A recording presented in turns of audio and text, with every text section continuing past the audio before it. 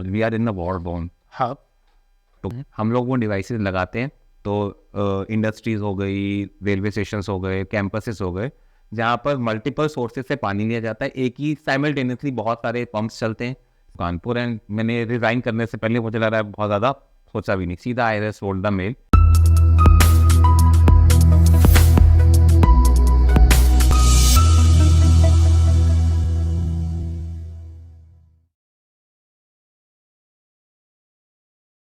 नमस्ते दोस्तों, कैसे हैं आप सब।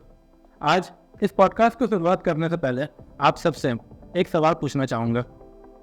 यार, जिंदा रहने के लिए किस चीज़ की ज़रूरत सबसे ज़्यादा होती है इंसान को? ये सवाल अगर आपसे पूछा जाए तो आप ज़रूर कहोगे कि हवा, खाना, पानी।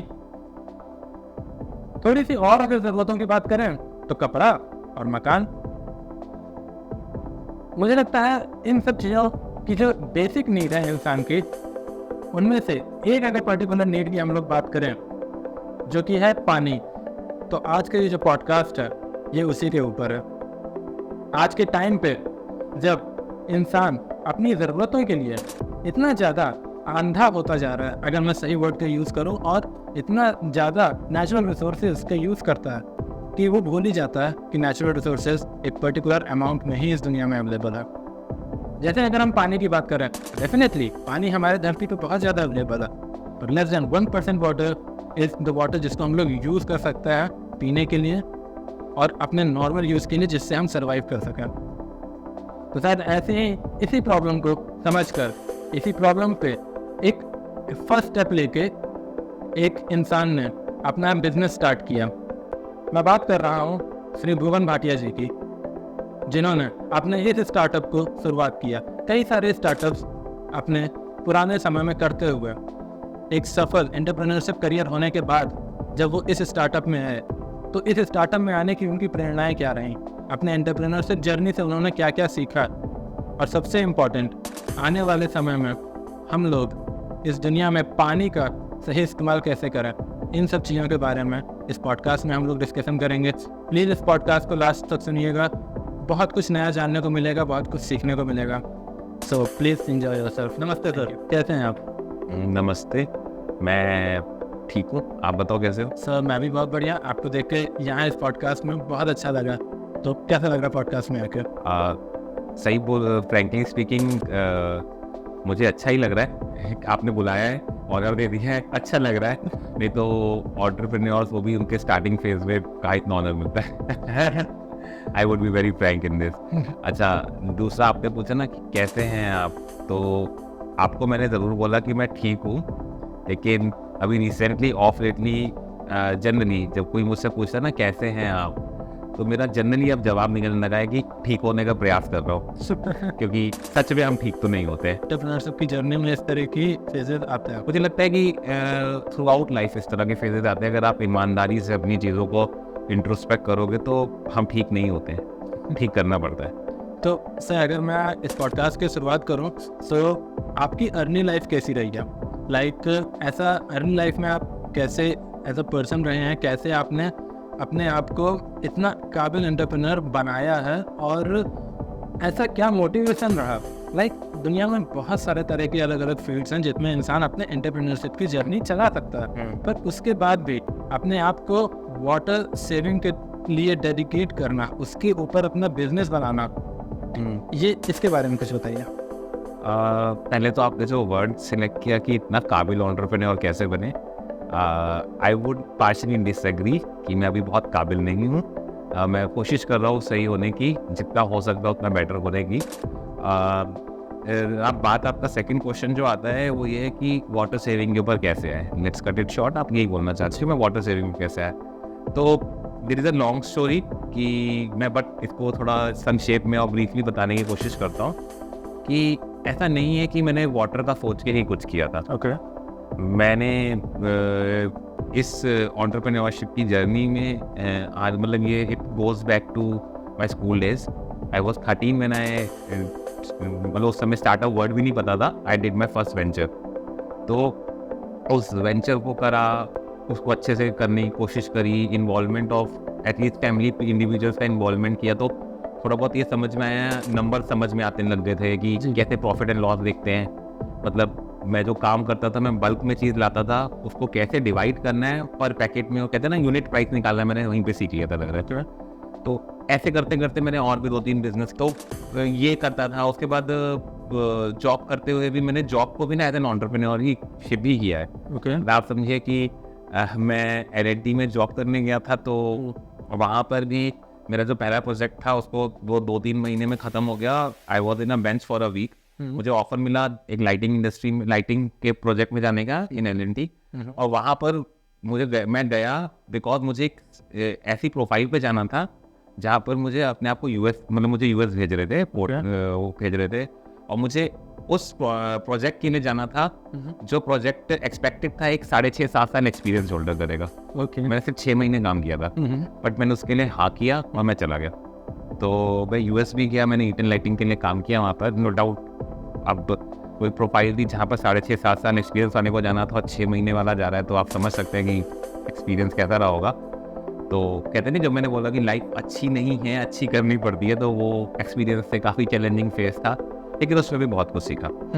वापस इंडिया आया, कुछ महीने और काम किया एक प्रोजेक्ट पे, और फिर घर पे, मतलब मुझे आना था, मुझे एंटरप्रेन्योरशिप में हमेशा से जाना था, बट घर की कुछ ऐसी सर्कमस्टांसेस हुई कि I came back to Kanpur, and मैंने रिजाइन करने से पहले मुझे लग रहा है बहुत ज़्यादा सोचा भी नहीं, सीधा I sold the mail. Generally लोग सोचते हैं कि L&T जैसी कंपनी में जहाँ पर तुम्हारे पास अगले 2-2.5 साल के लिए और भी यूएस जाने का मौका है, तो छोड़ कैसे सकते हो। तो I just straight away said no, मुझे रुकना है, घर पे स्थिति ऐसी थी, कुछ फैमिली क्राइसिस थे, तो रुकना था, और साथ में मुझे कहीं ना कहीं पता था कि मैं कर लूँगा कुछ ना कुछ यहाँ पर। I just started off with the things. तो मैंने यहाँ पर अपना एक स्टार्टअप शुरू किया in the field of robotics, Technoshala करके। एंड आई थिंक, और जितना मेरे पास डेटा है उसके हिसाब से कानपुर में we were the second startup after IIT Kanpur, और we were the second individuals after IIT Kanpur जो रोबोटिक्स ऑफर करते थे स्कूल गोइंग किड्स को उस टाइम पे। तो मैंने 4th 5वीं के बच्चों को, 6ठी के बच्चों को बहुत रोबोटिक्स सिखाने की कोशिश करी। बीइंग मैकेनिकल इंजीनियर, मैंने जब तक मेरे पास कोई इलेक्ट्रॉनिक्स इंजीनियर नहीं था या एम्बेडेड का नहीं था, तो मुझे याद है सब ओम्स लॉ के बेसिस पे सॉल्व करके सर्किट बना करके सिखाया, और अच्छा किया वो काम भी। पढ़ाता भी था स्टूडेंट्स को साथ में साइंस और मैथ्स। तो करते करते करते इसी रोबोटिक्स की फील्ड में I came across my co-founder who is an embedded engineer, electronics में उसकी प्रोग्रामिंग और कोडिंग बहुत अच्छी है। फिर I came across my another co-founder Arun Bhatia ji, and ऐसे करते करते फिर हमको ना कहीं से कोई एक अमित करके एक लड़का था, वो आया कि ऐसे आइडिया लेके आया, मुझे पानी पे ऐसे वाटर सेविंग के लिए एक प्रोडक्ट आता है मार्केट में, मैं उसको रिप्लिकेट कर रहा हूँ। तो हमें लगा कि ये प्रोडक्ट में जान है, हम ऑटोमेशन इंडस्ट्री की तरह से उसको देख रहे थे, और तो उस पर काम करते करते हमें लगा कि नहीं यार, ये जान तो है इसमें, लेकिन ये ऑटोमेशन की वजह से नहीं बिकेगा प्रोडक्ट। सही बोल रहा हूँ ये सर, मेरे अंदर लेकिन एक इमोशन जाग चुका था उसके बाद कि ये बिकेगा भी किससे, वाटर सेविंग और वाटर कंजर्वेशन को लेकर के। और मेरे अंदर वो इमोशन था भी कि नहीं यार, जब वो मकसद बड़ा होगा ना, विजन बड़ा होगा, तो काम बड़ा होगा। तो शायद उस वजह से मैंने फिर हमने अपनी टीम ने, और स्पेशली पहले मैंने अपने मन में इस चीज़ को चेंज किया कि नहीं, we have to dedicate ourselves to this thing. Corona आया, मेरे पापा की तबीयत काफ़ी ख़राब हुई, हमारी फिर फैमिली क्राइसिस थोड़ी सी हुई, बट ठीक है। उसके बाद जैसे कोविड चला गया, तो हमने मैं मेरे को-फाउंडर्स दोनों हम लोग बैठे साथ में, हमने चीज़ों को रिव्यू किया, रिविजिट किया, देन वी लॉन्च्ड इट की फुल फ्लेजेड हो गया, बस इसी चीज़ को करेंगे और सब छोड़ देंगे। तो इस पे फोकस कर रहे हैं, और आज है आपके सामने बैठे हो उसी चीज़ के लिए। We are known for that, Flota, the water saving. Sir indeed Flota एक बहुत अच्छा बिजनेस मॉडल है, और मुझे फ्लोटा कंपनी के बारे में जब मैंने रिसर्च की इस बारे में, तो बहुत एक अंदर से प्राउड फीलिंग हुई कि लाइक ओके, इस फील्ड में कोई इंसान इतना डेडिकेटेडली काम कर रहा है। तो फैमिली सपोर्ट क्या आपको कैसा मिला? देखिए, ये मैं ये बोलूँगा कि फैमिलीज़ देखो 2 तरह से काम करती हैं किसी की भी लाइफ में। मुझे लगता है कि फैमिली जो होती है ना, कि सपोर्ट तो वो हमेशा ही करती है। मैं बोलूँगा चाहे किसी की भी फैमिली हो, वो सपोर्ट अपने इंटेंशनली तो हर एक का भला ही चाहते हैं जी, बट ये डिपेंड करता है कि वो कितने फ्लेक्सिबल हैं, और इनसिक्योरिटीज़ होती हैं उनके अंदर समाज को लेकर के, आसपास के लोगों के जजमेंट्स को लेकर के, ब्लॉक क्या कहें? जो उन्होंने कल्चर से सीखा है, मुझे लग रहा है सबसे ज्यादा इम्पोर्टेंट होती है जो उन्होंने देखा है ना, उसको कितना ज्यादा वो चेंज करने का फ्लेक्सिबल है। तो मैं बोलूँगा कि शायद I was very, you can say कि फॉर्चुनेट, या मेरे साथ अच्छा ये हुआ कि मेरी फैमिली में स्पेशली मेरे parents, they have been very flexible. उन्होंने बचपन से ना, मुझे लगता है भले ही हमारे पास रिसोर्सेज की बहुत कमी थी, हमारी भी बहुत लड़ाइयाँ होती थी छोटे छोटे इशूज़ पर, लेकिन एक चीज़ हमारे पेरेंट्स ने बहुत अच्छी करी है, मेरे और मेरी सिस्टर के साथ, उन्होंने ना हमें अपने हर छोटे छोटे डिसीजन मेकिंग का पार्ट बनाया लाइफ में। मतलब मुझे याद है पापा का जब शॉप में बहुत लॉस हो रहा था, तो पापा को एक छोटा सा 10-20 हज़ार रुपए का एक काम शुरू करना था कि दुकान के साथ साथ ना हम आइसक्रीम का काम शुरू करेंगे। ओके। तो मुझे बहुत अच्छे से याद है वो चीज़ भी मैंने, मेरी मम्मी ने, मेरी सिस्टर ने, पापा ने बैठ के डिस्कस की थी। नहीं तो जनरली क्या होता है ना, जेंट्स अपने काम में डिस्कस नहीं करते और कर आते हैं। Head of the family. हाँ कि वो, तो मेरे घर पे मैं बोलूँगा कि इस चीज़ में बहुत अच्छा रोल था, और शायद ये था कि मम्मी और मेरा ही मोटिवेशन था पापा को कि अब ये भी स्टार्ट करो। तो ये मुझे आपको एग्जांपल दे रहा हूँ, वो भी स्टार्ट करने के लिए हम चारों ने, मतलब मैं, मेरे लिए 10-11 साल का लड़का रहूँगा, मेरी सिस्टर मुझसे 1 साल बड़ी है तो 13 साल की थी, तो हम लोगों ने इस एज में भी उन डिसीजन मेकिंग में पार्ट रहे हैं। मेरी मम्मा ने जब काम, मतलब उनको बहुत ज़रूरत थी हम लोगों को पैसों की, तो मम्मा ने जब पढ़ाना शुरू किया, ट्यूशन देना शुरू किया, तो वो भी मुझे लगता है कि एटलीस्ट मुझसे नहीं किया होगा कि मैं तो शैतान और कहूँगा कि थोड़ा सा जितना ध्यान ही रखता था घर का, लेकिन मेरी सिस्टर जो काफ़ी अच्छी रही है इस चीज़ में कि वो मम्मा का, पापा की फीलिंग्स को समझती थी, तो उसके साथ डिस्कस करके किया। और मैं बोलूँगा कि मेरी लाइफ में एटलीस्ट 2 लोगों ने बहुत अच्छा सपोर्ट किया है। No doubt my parents are इस चीज़ में बहुत अच्छे हैं, टकराव होता है उनसे भी हर चीज़ में, लेकिन स्पेशली मेरी मम्मा और मेरी सिस्टर, आई सी कि अगर मुझे लगता है ना कि आपको ग्राउंड लेवल पे, जैसे हम बहुत सारे लीडर्स से बाहर सीख लेते हैं काम कैसे करना, हम किताबें पढ़ते हैं, लेकिन मैं कहूँगा कि अगर ग्राउंड लेवल पे प्रैक्टिकल एग्जांपल मेहनत का कोई सिखाता है ना मुझे, तो मुझे मेरी मम्मा ने और सिस्टर ने दोनों ने सिखाया है। और वो कहते हैं ना कि एक निंदक नियरे राखिए आंगन कुटिर सवाए, तो वो मतलब जैसे ना कि आपको छोटी छोटी चीज़ में पोक ज़रूर करते हैं, मुझ इरिटेशन होती है, बहुत इरिटेशन होती है, और कई बार उस इरिटेशन की वजह से हमारे टकराव भी बहुत लंबे लंबे हुए, लेकिन मुझे लगता है कि दे आर द वंस जो मुझे जगह जगह पर बहुत करेक्ट करते हैं और आज भी करते हैं। लेकिन एक बात अलग है कि मैं सुनता अभी भी बहुत कम हूँ मैं मानता हूँ, लेकिन करते हैं, ये सही है। मुझे लगता है कि फैमिली जो होती है हमारी, स्पेशल हमारी जो मम्मीज़ होती हैं, वो हमको सबसे अच्छे से जानती हैं। लाइक हम, दुनिया हमको उस हिसाब से जानती है जिस हिसाब से हम अपने आप को रिप्रेजेंट करता है, और हमारे पेरेंट्स, स्पेशली हमारी मम्मीज़, हमको उस तरह से जानती हैं जैसे हम लिटरली होते हैं। तो बहुत हद तक हमारी डिसीजन मेकिंग में वो हमारी हेल्प कर सकती हैं। हाँ लिटरली, लेकिन अभी मैं थोड़ा सा ना, जैसे मैं इस चीज़ को बोलूँगा, मम्मी शायद हम लोगों का ना व्यवहारिक और इमोशनल एंगल अच्छे से जानती हैं। हाँ। मम्मी, मतलब मैं ये बोलूँगा शायद ये मेरी मम्मी भी जानती होंगी, लेकिन एक पॉइंट के बाद ना मुझे लगता है कि उनकी एक अपनी अलग लाइफ है, उनकी लाइफ की लर्निंग्स अलग हैं। वो एज एन इंडिविजुअल एक अलग इंडिविजुअल है, मैं एज एन इंडिविजुअल अलग इंडिविजुअल हूँ। मैं किस से क्या क्या सीख रहा हूँ ये मैं समझता हूँ, है ना, वो भी बहुत कुछ उन्होंने सीखा है अपनी लाइफ में, वो समझनी है। तो एक और चीज़ मैं आपकी एंटरप्रेन्योरशिप जर्नी से ही आपके बारे में जानना चाहूँगा, उसके बाद वापस हम लोग वाटर सेविंग के ऊपर आएंगे। हाँ जी।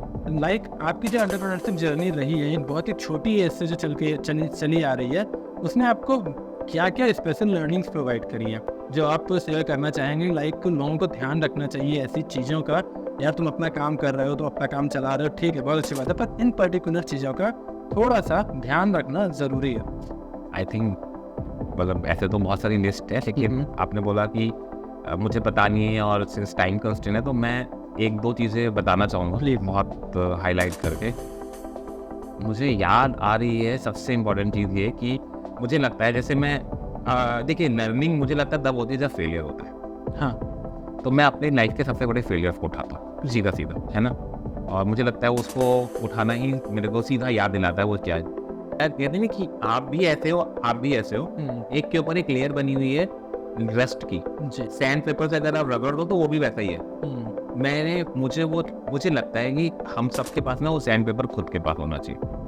हम लोग वो एक्सपेक्ट करते हैं सैंड पेपर हमारा कोई गाइड आके हमें दे देगा, लेकिन मेरे सारे स्टूडेंट्स जो हमें देख रहे हैं, मुझे देख रहे हैं या कोई भी देख रहा है, कि जब भी आप किसी जगह पर जाओ ना और आपको बहुत अपना पीयर प्रेशर हो कि यार मुझे तो कुछ नहीं आता, सबसे पहले तो आप ये चेक करो, अपना सैंड पेपर निकालो, अपनी लेयर हटाओ कि तुम्हें सच में कुछ नहीं आता है कि तुम सिर्फ उस लेयर की वजह से डर के मारे बैठ गए। तो शायद मैं अगर वो लेयर की वजह से मैंने अपने उस चीज़ को छोड़ा, मैंने बहुत छोड़ा, और तो ये पहली लर्निंग ये है कि पीयर प्रेशर की वजह से जब भी प्रेशर में आओ और आते हैं, टीनेजर्स बहुत सारे हैं, इवन यूथ बहुत सारे हैं यहाँ पर, तो मैं सबको ये सजेस्ट करूँगा कि पीयर प्रेशर की वजह से कभी भी प्रेशर में आओ तो वो लेयर निकालो, वो सैंड पेपर निकालो अपनी जेब से लेके चलो और लगाओ, लेयर साफ करो। देखो कहीं वो ऑक्साइड की लेयर तो नहीं जम गई ऊपर, कि वो अंदर हो सकता है शाइनिंग मेटल हो, तो रगड़ लो, क्योंकि वो पीयर प्रेशर तुमको रगड़ने भी नहीं देता उस समय, और ये हमें खुद से देखना पड़ेगा। और ये टीन एज में शायद ये बड़ी निजी चीज़ें होती हैं। इसलिए मेरी लर्निंग जो रही है इधर की,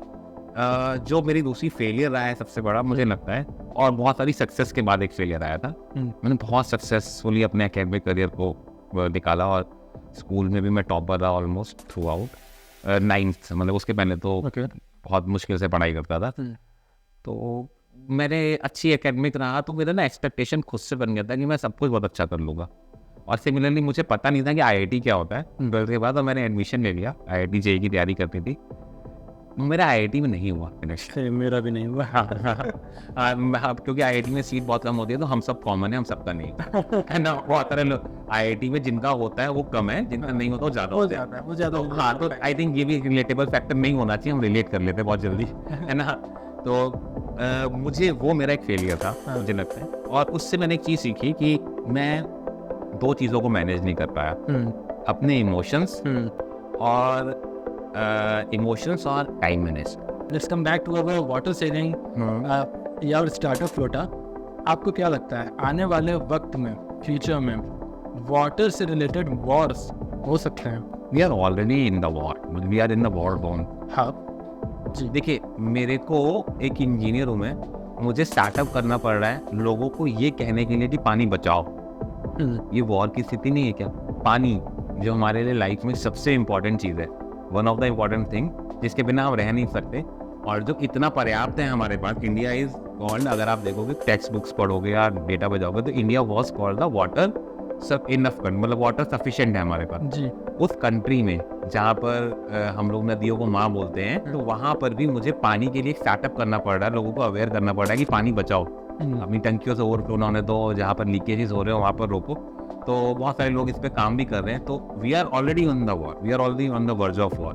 और आप डेटा उठाओगे तो देखोगे कि ग्राउंड वाटर का लेवल लगातार गिरता जा रहा है। सिर्फ लेवल ही नहीं गिर रहा है, ग्राउंड वाटर की क्वालिटी बहुत डिग्रेड हो रही है। मतलब ट्रेसेस ऑफ यूरेनियम कई पार्ट्स ऑफ इंडिया में या पंजाब के कई पार्ट्स में आप देखोगे कि ग्राउंड वाटर के लेवल में ट्रेसेस ऑफ यूरेनियम है। उससे हेल्थ इफेक्ट होती है, बहुत ज़्यादा इफेक्ट होती है। Why not? आप ऐसी चीज़ें आपकी बॉडी में जा रही हैं जो आपकी बॉडी के लिए बनी नहीं है, और वो ट्रेसेस जा रहे हैं उसके, धीरे धीरे एक्यूमुलेट हो रहे हैं, और वो ऐसी चीज़ें जो कभी जाएंगी भी नहीं। तो it will definitely lead to health crisis. तो हम वाटर को लेकर के तो we are already on the war. हाँ, बस ये वॉर अभी क्या है, हमारे और नेचर के बीच में। नेचर तो अपनी तरह से सही करने की कोशिश कर रहा है, हम खिलाफ खड़े हैं बिगाड़ने पे। हाँ, तो हम बेसिकली यहाँ हम कह सकते हैं ऐसे कुरुक्षेत्र में है जहाँ पर हम कौरव हैं, नेचर इज पांडव। अल्टीमेटली वो जीतेगा, हमें मारेगा, लेकिन मेरी कोशिश है कि हम भी कौरव पक्ष से हट के पांडव पक्ष में आ जाए, तो हमारी लड़ाई खत्म हो शायद। तो देखिए, the war is on, we have to work for it. तो जैसे कि आपने कहा कि द वॉर इज ऑन, तो एक चीज़ मुझे बताइए कि लाइक जैसे कि आप फ्लोटा की जर्नी पे बहुत तेज़ी से आगे बढ़ रहे हैं, तो इस जर्नी में क्या आपको किसी टाइम पे कोई चैलेंजेस फेस हुए, ऐसे चैलेंजेस जिससे आपको किसी टाइम पे ऐसा फील हुआ हो कि मुझे अब शायद फ्लोटा को बंद करना पड़े? देखो, पहले तो अगेन यहाँ आपका सेंटेंस था कि मैं बहुत तेज़ी से आगे बढ़ रहा हूँ, तो शायद मैं उतना तेज़ी से आगे नहीं बढ़ रहा हूँ जितना तेज़ी से मुझे बढ़ना चाहिए, और मेरे मापदंड थोड़े से ऊंचे हैं, बेंचमार्क। ओके। तो इसलिए मैं बोलूँगा कि नहीं बढ़ रहा हूँ उतना तेज़ी से जो मुझे बढ़ना चाहिए। हाँ, लेकिन हाँ, we are doing good as per the जो स्टैंडर्ड्स हैं हमारी इंडस्ट्री के, उसके हिसाब से वी आर डूइंग गुड। ठीक है। दूसरी चीज़ ये कि आपने बोला कि क्या मुझे ऐसा कई भी फील हुआ कि मुझे इसको चेंज करना चाहिए या वाइंड अप कर देना चाहिए? यार बहुत बार फील हुआ है, सही बोलूँ। मतलब कई बार ऐसा लगता है कि बिकॉज क्या होता है ना कि प्रैक्टिकली स्पीकिंग हर चीज़ को चलाने के लिए चाहिए होता है पैसा जी, कैपिटल यू नीड। तो we are still bootstrapped company. आप जानते हो बूटस्ट्रैप्ड कंपनी में सबसे इंपॉर्टेंट चीज़ होती है कि यू हैव टू मैनेज। जब तक आप फाइनल प्रोटोटाइपिंग स्टेज में भी पैसा लग रहा होता है, लगातार R&D में पैसा लग रहा होता है, बेसिक इनिशियल आपको प्रोडक्ट को मार्केट में लेके जाना है, उसमें पैसा लग रहा होता है, आपको टीम को ट्रेन कराना है, उसमें भी पैसा लग रहा होता है। आ कहाँ से रहा है? जो बिक रहे हैं कुछ प्रोडक्ट्स, उससे पैसा आ रहा है। तो उन पैसा आ रहा है, उससे तो ये टेस्ट हो रहा है ना कि मार्केट रेडी है आप, मतलब आपकी मार्केट आपके प्रोडक्ट को एक्सेप्ट कर भी रही है कि नहीं, ये थोड़ा पता लग रहा है हमें। मार्केट टेस्ट हो रही है, लेकिन आपका तो पैसा लग रहा है ना, मतलब शुरू से लेके एंड तक आपका पैसा लग ही रहा है। तो कई बार पैसे आते नहीं है, लगता है लग बहुत तेजी से रहा है, आ बहुत धीरे धीरे रहा है, तो कई बार ऐसा लगा है कि नहीं यार ये हो नहीं रहा है, गड़बड़ हो रहा है। तो हाँ, लेकिन ये बोलूँगा डीप डाउन, ये ऊपर से लगा कि यार क्या करूँ, चेंज कर दूँ क्या, लेकिन डीप डाउन ये पता था कि करते तो रहेंगे। और मैं हमेशा अपने को-फाउंडर को भी ये चीज़ बोलता हूँ, कई बार उससे बात होती है कि जब भी ना बहुत ज़्यादा परेशान हो, समझ में ना आए कि क्या कर रहे हैं, मन नहीं लग रहा काम में क्योंकि दिख रहा है कुछ हो नहीं रहा, क्योंकि हमारी एक्सपेक्टेशंस टूटती है तो लगता है, तो उस समय मैं उसको हमेशा ये चीज़ बोलता हूँ, ये याद रखो कि क्या सोच के स्टार्ट किया था। वो सोच और वो नीयत जो होती है ना, वो कहीं ना कहीं हमारी शायद नो डाउट आज हमारी सोच बदल गई है, हमारे अंदर और मैच्योरिटी आई है, हम थोड़ा और बेटर हो गए हैं। हम जो उस समय सोच रहे थे वो हमें समझ में आ रहा है कि एक्सपेक्टेशन भी गलत थी, लेकिन नीयत तो सही थी ना काम करने की, या नीयत थी ना एंटरप्रेन्योरशिप में कुछ करके दिखाने की। तो वो सोचोगे और आज भी अगर उस सोच के बाद जवाब सही मिलता है तो लग जाओ फिर से। तो एक नहीं, आपने मूवी बीच में एक सीरीज आई थी इसके ऊपर थी, एंटरप्रेन्योर्स के ऊपर है शायद, सीरीज आई थी कोई, पिक्चर्स यस, उसमें एक डायलॉग था कि सर झुकाओ और काम करो। तो we try to do this. तो फ्लोटा वर्क कैसे करता है? जो आपका प्रोडक्ट है वो किस तरह से वाटर सेविंग में हेल्प कर पा रहा है आज के समाज में? देखिए, हमारा जो विजन है वो ये है कि फ्लोटा को वाटर कंजर्वेशन और वाटर सेविंग की फील्ड में एक ब्रांड बना के खड़ा करना, कि anything you think of water saving, कहीं किसी भी फील्ड में, आप अपने घर पर हो, बंगलों में हो, आप एक छोटे से अपार्टमेंट में आप एक 2 BHK अपार्टमेंट में रहते हैं, फ्लैट में रहते हैं, उस सोसाइटी की बिल्डिंग हो, गवर्नमेंट बहुत बड़ी गवर्नमेंट की कॉलोनी हो, रेलवे स्टेशन हो, यूनिवर्सिटी कैंपस हो, एयरपोर्ट हो, बस स्टैंड हो, कहीं पर भी इंफ्रास्ट्रक्चर है तो पानी का यूजेज है जी। यहाँ तक कि एग्रीकल्चर में, खेतों में इरिगेशन में यूजेज है। तो जहाँ जहाँ पानी का यूजेज है as a community, as a human being, हमारा कहीं पर भी कंजम्पशन है पानी का, तो वहाँ पर पानी का स्टोरेज जरूर है। या तो स्टोरेज है या फिर हम कहीं से सोर्स से लेकर के उसको यूज कर रहे हैं जी। तो बेसिकली एक चीज समझ में आती है कि पानी का खपत होती कैसे है। हमारे पास एक सोर्स होता है और यूटिलिटीज होती है वेरियस, ठीक है। अब स्टोरेज और यूटिलिटी के बीच में कई बार रिजर्वोयर्स आते हैं, कई बार डायरेक्टली यूटिलिटीज होती है। तो हमारा ऑब्जेक्टिव है सोर्स ऑफ वाटर से लेके यूटिलिटी ऑफ वाटर के बीच में कहीं पर भी वाटर, पानी का ओवरफ्लो नहीं होना चाहिए, एटलीस्ट यूज करते हुए कहीं पर भी ओवरफ्लो नहीं होना चाहिए। अनवांटेड अनडिजायरेबल लीकेजेस नहीं होने चाहिए, जो कि मैं देखता हूँ सारे इंफ्रास्ट्रक्चर्स में हैं, और वो सारे जो नए से नए बने हैं वहाँ पर भी ये है लीकेजेस और ओवरफ्लोज हैं। लीकेजेस नहीं भी होते, नई फिटिंग्स में नहीं होते, तो विद टाइम डेवलप होते हैं। उसके अलावा कई अंडरग्राउंड पाइप्स गई हैं तो वहाँ लीकेजेस होते हैं। उसके अलावा जो सबसे बड़ा एक प्रॉब्लम है कि जो हमारे टैंक्स होते हैं वो ओवरफ्लो होते हैं because of ignorance and improper plumbing, ठीक है। तो हमारा ऑब्जेक्टिव है कि पानी के सोर्स से लेकर यूटिलिटी के बीच में कहीं पर भी पानी की बर्बादी नहीं होनी चाहिए, उसकी क्वालिटी के साथ हैम्परिंग नहीं होनी चाहिए, पोर्टेबल वाटर कहीं पे भी वेस्ट नहीं होना चाहिए। जब मेरा पोर्टेबल वाटर से माने हैं तो आप ये समझिए, एक मैं एग्जांपल देता हूँ आपको कि आप लेट्स से दिल्ली के किसी कॉलोनी में रहते हो, आपके यहाँ दिल्ली जल बोर्ड से पानी आता है। अब दिल्ली जल बोर्ड ने आपके यहाँ जो पानी भेजा है, आप दिल्ली जल बोर्ड के जिस एरिया से आपके यहाँ पानी आता है उसने कहीं से भी सोर्स किया हो, उसके लिए जमुना भी हो सकती है और अंडरग्राउंड भी हो सकता है, वो उसने कहीं से सोर्स किया, ट्रीट किया, उसको ट्रीटमेंट किया, सोर्स किया। तो पहले तो उस जगह से वहां तक जाने में पानी को खर्चा हुआ, कितना खर्चा हुआ? बिजली का खर्चा हुआ, मैन पावर खर्चा हुई, वो इंफ्रास्ट्रक्चर की कॉस्ट अलग है, मैं फिक्स कॉस्ट की बात नहीं कर रहा हूँ, मतलब बिजली का खर्चा हो रहा है। दूसरा, उसको ट्रीटमेंट दिया, पानी पीने लायक बनाया, यूजर लायक बनाया, उसका खर्चा हुआ। उसको पंप करके आपके घर तक भेजा गया, उसमें फिर बिजली का खर्चा हुआ। आपने उस पानी को अपनी टैंक में चढ़ाने के बहाने, मतलब टैंक में चढ़ाया, 500 लीटर आपने चढ़ाया और कम से कम 500 लीटर की एवज में 50 लीटर वेस्ट हो गए ओवरफ्लो पे, जब तक आपने बंद किया। तो हम सोचते हैं एज एन इंडिविजुअल कि 50 लीटर पानी ही तो गया है, वो नाली में गया, ठीक है, 50 लीटर पानी, 50 लीटर ही तो गया। मेरे घर की मोटर छोटी सी होती है, वो ज्यादा से ज्यादा 1 हॉर्स पावर की, 2 हॉर्स पावर की, और उससे भी कम की है। तो मेरी तो मुश्किल से 1 रुपए की बिजली है, 2 रुपए की बिजली खर्च हुई थी कुछ मिनटों में। आप सोचिए सरकार ने कितना पंपिंग में पैसा खर्च किया उसको पानी को लाने में, उसको ट्रीटमेंट करने में, फिर आपके घर तक पंप करने में। वो पूरी जो वो पूरा आपकी छोटी सी इग्नोरेंस की वजह से वेस्ट हो गया। फर्स्ट ऑफ ऑल वो पूरी चीज वेस्ट हुई, दूसरा वो जो पानी गिरा वो किसी यूज का, हाँ, वो पानी यूज का नहीं था। मैं कह रहा हूँ मान लिया कि वो पानी फिर से नदी में चला जाएगा, एक बार के लिए मैंने सोच लिया कि वो पानी किसी यूज का नहीं, नदी में चला गया, वो तो चला गया। लेकिन अगर हम बेसिकली पैसे की भी बात करें तो सरकार का बहुत बड़ा लॉस है। अब दूसरी चीज आती है कि वो लॉस, क्यूमुलेटिव लॉस देखोगे तो बहुत बड़ा है जी। वो लॉस कैसे हुआ? आप ये देखो कि बिजली हमारे यहाँ मैक्सिमम सोर्स क्या है बिजली का? कोल या थर्मल पावर। मतलब जब बिजली बनती है तो उसके एवज में हम क्या प्रोड्यूस करते हैं? कार्बन एमिशन कर रहे हैं जी। तो यहाँ से आपने वाटर फुटप्रिंट अगर अपना कम किया, आप कार्बन फुटप्रिंट भी कम कर रहे हो। ओके। तो ये सोच है मेरी कि इस एंगल से इस चीज को देखूं मैं, और इस क्यूमुलेटिव इफेक्ट को मैं लेकर के आऊं कि जितनी भी जगह है जहां पर भी छोटे छोटे सोर्सेज में, चाहे ओवरफ्लो में, चाहे लीकेजेस में, चाहे लीकेजेस की वजह से क्वालिटी गड़बड़ हो रही हो पानी की, इस चीज को प्रिवेंट किया जाए। तो इसके लिए हम लोग बहुत सारे IoT इनेबल्ड हमारे डिवाइसेस हैं, IoT and AI enabled devices हैं, हमारे खुद के कुछ सेंसर्स हैं और हमारे एप्लीकेशंस हैं।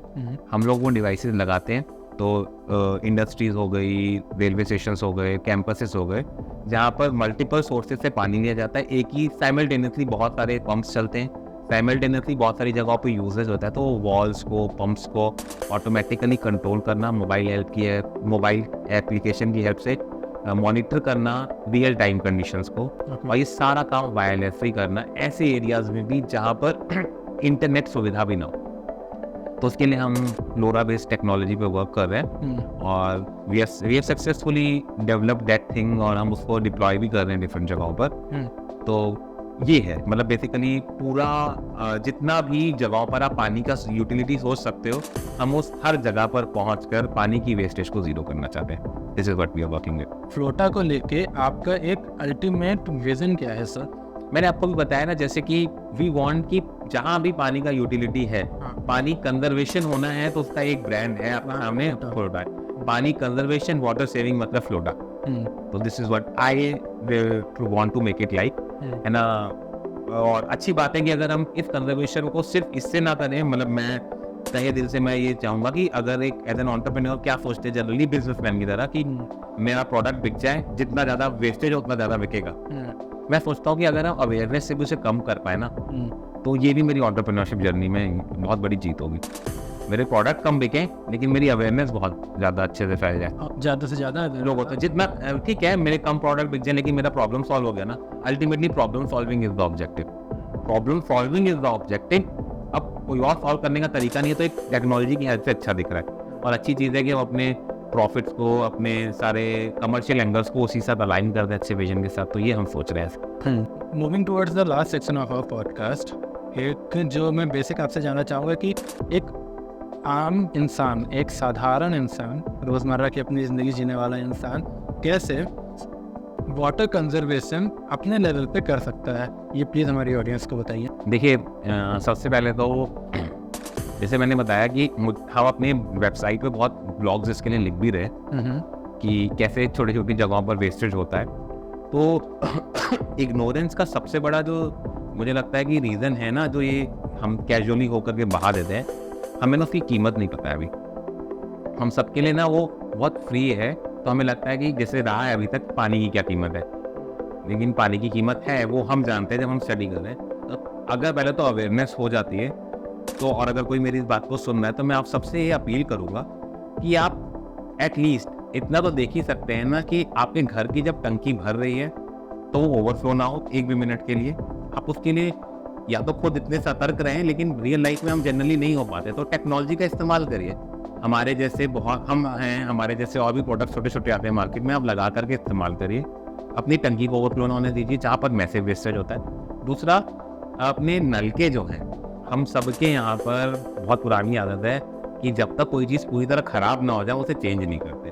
तो ज़्यादा हो तो एक पाइप रिंग लीजिए, अपने नलके को खोलना, बेसिक प्लम्बिंग सीखिए, स्पिंडल वगैरह देखिए सबके, जैसे ही ला के रखिए। जैसे ही आपके नलके लीक होना शुरू हो, जैसे ही आपके लीकेजेस शुरू हो कहीं पर पानी की लाइन में, उसको चेंज करवाइए या करिए बहुत जल्दी। तो ये हम रोज़मर्रा की ज़िंदगी में कर सकते हैं। दूसरा, मैं देखता हूँ कि कार वॉश हो गया या usage of bucket and short and all that, ये सब है रोज़मर्रा की ज़िंदगी में, ये बड़े पर्सनल मैटर है, तो मैं इस पे अभी टिप्पणी इसलिए नहीं करूँगा क्योंकि मैं बहुत डेटा भी आपको नहीं दे पाऊंगा इस बारे में कि कितना होता है एक्चुअली में, बड़ा सब्जेक्टिव मैटर है। लेकिन दो चीज़ें बहुत बड़ी बड़ी मुझे दिख रही हैं, अपनी टंकी को ओवरफ्लो होने मत दीजिए, अपने प्लम्बिंग सेटअप में पानी एकदम बर्बाद ना होने दीजिए, क्योंकि याद रखिए कि आपके लिए वो पानी फ्री है, लेकिन आप ही के लिए वो पानी की कीमत है। क्यों? क्योंकि वो जो सरकार ने आप तक पहुंचाया है पानी, उसका टैक्स आप ही ने दिया, और शायद अगर वो पानी नहीं बचेगा तो उसकी पूरी भरपाई आपकी आने वाली पीढ़ी ही करेगी। आई थिंक सर ये जो आपने बात कही है बहुत अच्छी बात कही है। मैं इसमें मेरे पास कुछ शब्द नहीं है कि इसमें मैं कुछ और ऐड ऑन कर सकूं, बिकॉज आपने सारी चीज़ें इतनी अच्छी से बताई हैं। आज के इस पॉडकास्ट में थैंक यू। हम लोगों ने एंटरप्रेन्योरशिप के बारे में बात करी, एंटरप्रेन्योरशिप में क्या क्या ऐसे मेजर लर्निंग्स जो आपकी लाइफ में रही हैं हमने उसके बारे में बात की, हमने वाटर सेविंग टेक्निक्स के बारे में बात की, हमने फ्लोटा के बारे में बात करी, कैसे वो एक बड़ा कॉज को सपोर्ट कर रहा है, कैसे वो एक बड़ा चेंज लाने के लिए तत्पर है, हमने उसके बारे में बात की। आपकी पूरी टीम को बहुत बहुत बधाई है कि वो सब इतने मेहनत से इस कॉज के लिए लगे हुए हैं, and I am feeling very happy sir, because मैं भी एक एंटरप्रेन्योर हूँ, मैंने भी इस तरह के स्टार्टअप्स किए हैं। तो थैंक यू वेरी मच, आपने थैंक यू अपना इतना इंपॉर्टेंट टाइम निकाल के इस पॉडकास्ट में आए, बड़ा मजा आया आपके साथ पॉडकास्ट करके, बस मैं यही कहूँगा। चलो thank you. Thank you very much sir. मैं आपसे रिक्वेस्ट करूंगा आप फिर इस पॉडकास्ट में आए, और कई सारी बातें इस तरह से होंगी, हमारे व्यूअर्स को डेफिनेटली कुछ आपसे सीखने को मिलेगा। And till then thank you very much sir. फिर से थैंक यू।